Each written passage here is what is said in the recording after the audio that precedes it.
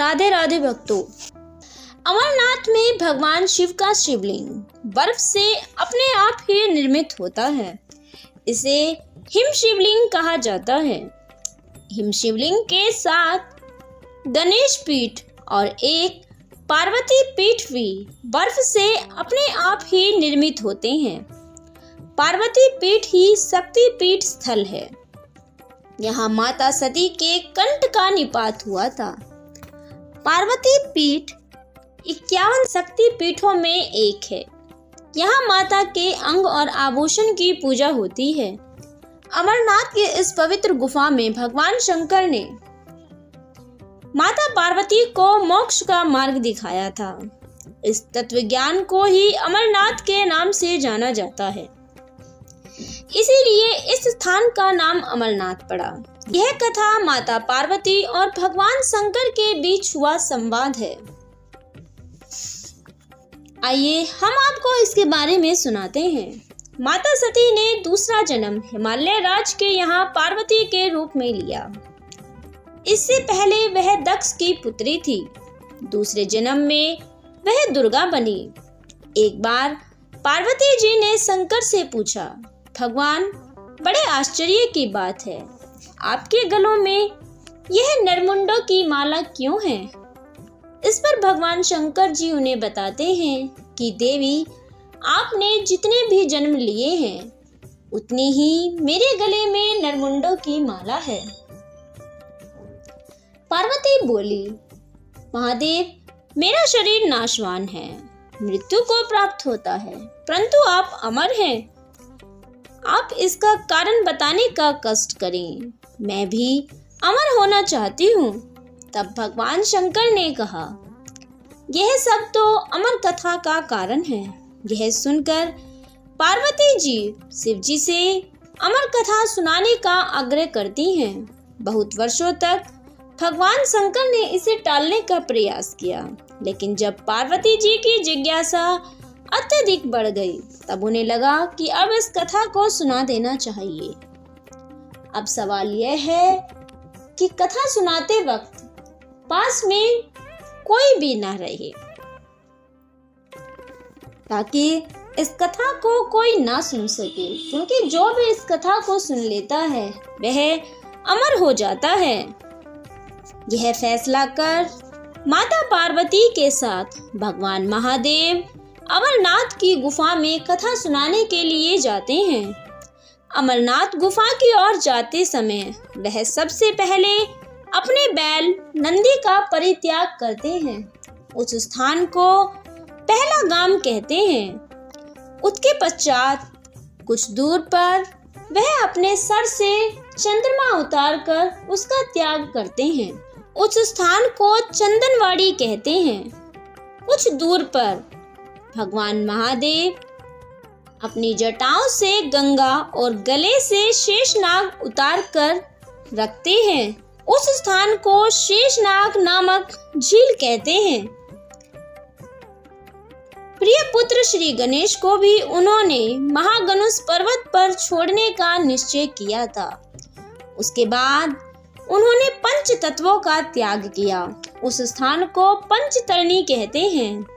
सब कुछ छोड़कर भगवान शिव अमरनाथ की गुफा में माता पार्वती के साथ प्रवेश करते हैं और उन्हें अमरनाथ की कथा सुनाने लगते हैं।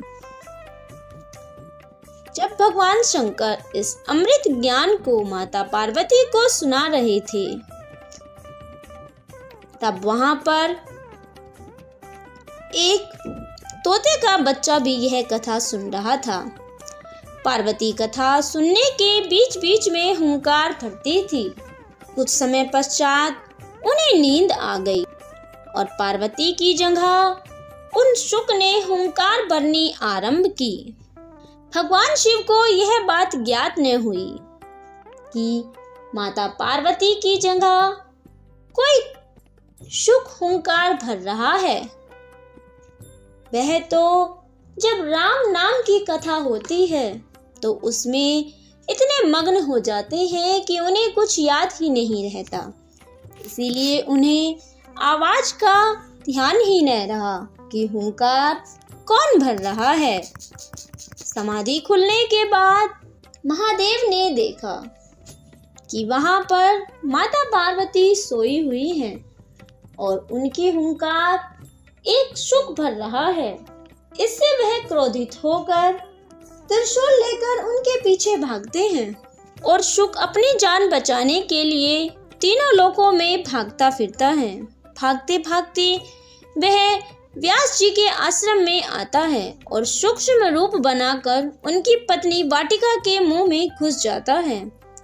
वह उनके गर्भ में 12 वर्ष तक रहता है और 12 वर्ष के बाद भगवान श्री कृष्ण आकर उन्हें आश्वासन देते हैं कि इस जगत की माया का उन पर कोई असर नहीं होगा। उसके पश्चात वह गर्भ से बाहर निकलते हैं और यही व्यास जी के पुत्र महाराज सुखदेव जी कहलाते हैं।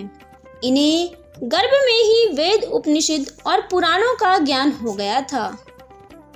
जन्म लेते ही अपने माता पिता को प्रणाम कर ये जंगल की तरफ निकल गए थे।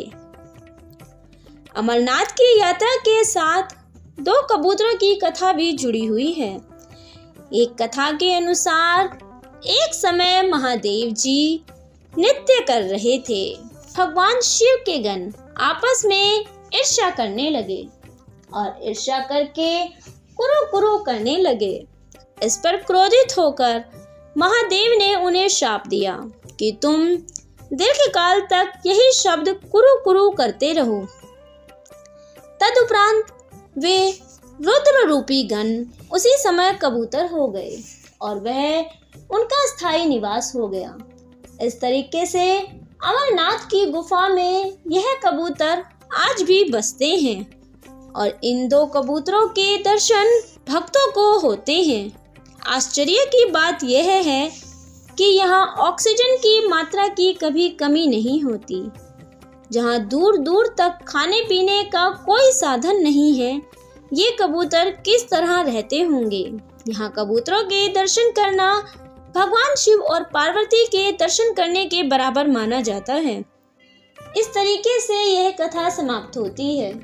ऐसी ही और कथाएं सुनने के लिए आप हमारे चैनल को सब्सक्राइब करें और कथा अच्छी लगे तो वीडियो को लाइक करें, शेयर करें, कमेंट में हर हर महादेव जरूर लिखें।